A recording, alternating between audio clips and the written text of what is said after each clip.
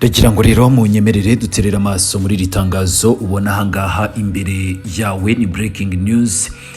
Namakuru yemeza ko u Rwanda rwafashe umwanzuro wo kuva mu muryango wa CAC nyuma yaho ibihugu bigize uyu muryango byakomeje kugenda bikoresha nabi inshingano zabo mu gukomeza gukumira igihugu cy'u Rwanda no kubogamira kuri Repubulika Iharanira Demokarasi ya Kongo. Nkuko turaza gukomeza wenda tubigarukaho bijyana n'iri tangazo, n'umwanzuro wafashwe nyuma y'inama yabereye i Malabo kuri uyu wa gatandatu, aho rero byari biteganyijwe ko u Rwanda ruhabwa inshingano zo kuyobora uyu muryango, ariko kandi Repubulika Iharanira Demokarasi ya Kongo yakomeje kwitambika ibijyanye n'uyu mwanzuro.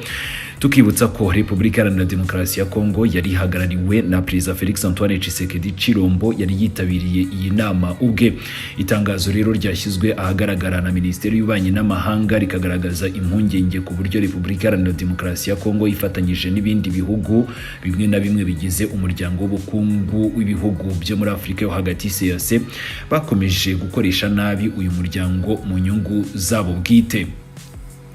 Nkuko turaza gukomeza wenda tubigarukaho muri iyi nkuru ngiye kuba nkugezaho na guteguriye, amakuru avuga ko ibibazo bishyamiranya impande zombi byakunze kugaragara mu nama za CAC, ndetse kuwa 4 Kamena 2025 hari habaye inama yo ku rwego rwa Minisiteri y'Ububanyi n'Amahanga yari igamije kunga u Rwanda na RDC, ariko kandi iki gihugu gitsimbarara ku mugambi wo kwitambika ibyuko u Rwanda rwahabwa ubuyobozi bwawo. U Rwanda kandi rwavuze ko nibikomeza gutyo ko rugomba gufata imyanzuro ikomeye cyane kuri iyi CAC. Hari amakuru avuga ko muri Gashyantare 2023 u Rwanda rwahejwe mu nama ya 22 y'uyu muryango yabereye i Kinshasa biturutse ku mabwiriza ya Perezida Tshisekedi wayoboraga uyu muryango CAC. Mbere yuko nangira kukugezaho iyi nkuru mu buryo burambuye, ndabanza nkwibutse ko igizwe n'ibihugu birimo Angola, Congo, Repubulika Iharanira Demokarasi ya Kongo, Cameroon, Gabon, Chad, Guinée Equatoriale, Centrafrica, u Rwanda, u Burundi ndetse na Sao Tome. Reka rero ndeke gukomeza kwizimba mu magambo, ubundi nkugezeho iyi nkuru yacu yose uko yakabaye. Reba hasi handitse subscribe kugira ngo ujye ukomeza kubana natwe mu makuru atandukanye.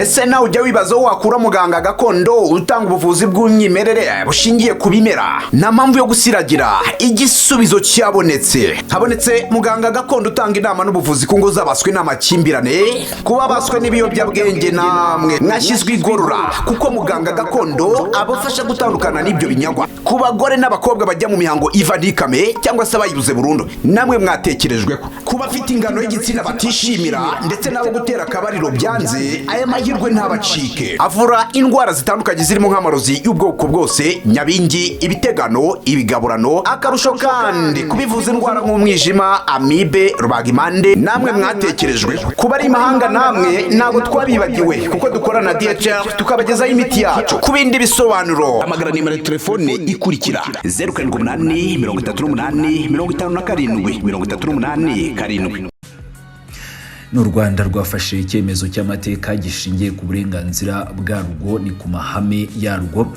rwubakiyeho ndetse no kurengera isura y'igihugu ni mu ruhando mpuzamahanga. Iki cyemezo ni ukwikura mu muryango w'ubukungu w'ibihugu byo muri Afurika yo hagati CAC, ni nyuma y'imyaka myinshi cyane rwerekana impungenge ku buryo uyu muryango ukomeje kugenda ukoreshwa n'igihugu kimwe cya Repubulika Iharanira Demokarasi ya Kongo gikomeje kugenda nyine gikoresha ibindi bihugu mu nyungu za politiki zidahuye n'inshingano nyazo za CAC.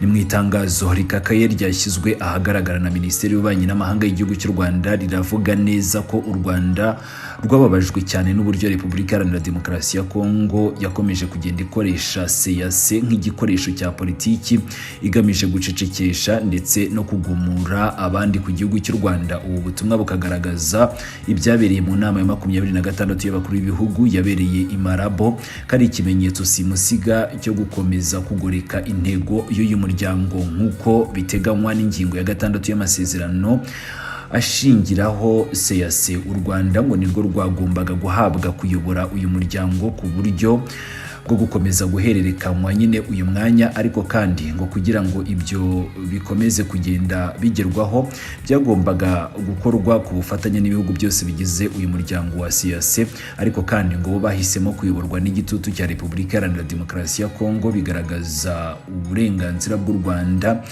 mu buryo rero bukomeje kugenda bwirengagizwa, maze rero u Rwanda narwo biba ngombwa ko rufata umwanzuro ukakaye wo guhagarika ubufatanye n'uyu muryango.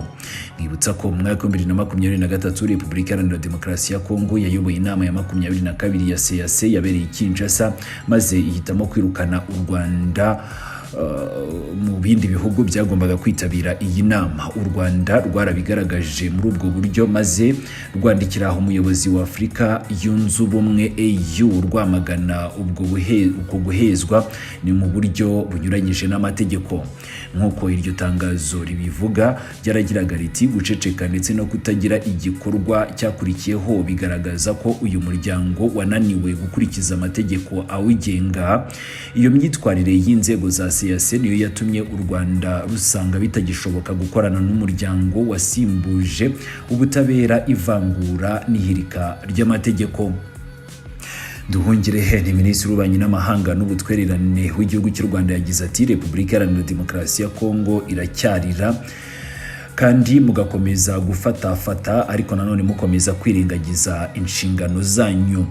Ubutumwa bukomeye cyane bwatangajwe na Minisitiri w'Ububanyi n'Amahanga w'igihugu cy'u Rwanda Olivier Jean Patrick Nduhungirehe bwashyizeho cyangwa se bwagaragaje ikimenyetso ni ku cyemezo cy'u Rwanda. Ni mu magambo ye yagize ati biratangaje kandi ntibyemewe kubona Repubulika Iharanira Demokarasi ya Kongo iririmba amahoro mu nama za Doha ndetse no muri Washington, ariko ni mu yindi miryango igakomeza gusebya u Rwanda ndetse no kurushinja ibitagenda neza.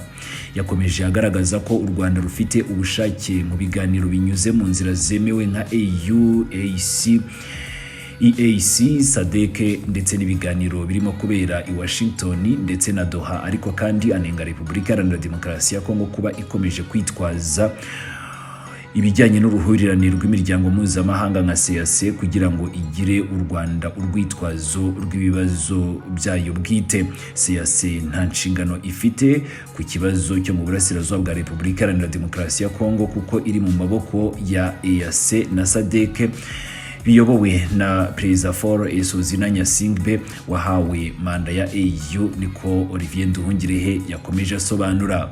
Hanyuma rero ni mu itangazo n'ubundi ryashyizwe hanze na guverinoma y'igihugu cy'u Rwanda binyuze muri Minisiteri y'Ububanyi n'Amahanga, nabo bakomeje bagaragaza ko bababajwe cyane no kuba Repubulika Iharanira Demokarasi ya Kongo yarakomeje gusunikira ibindi bihugu mu murongo utariwo.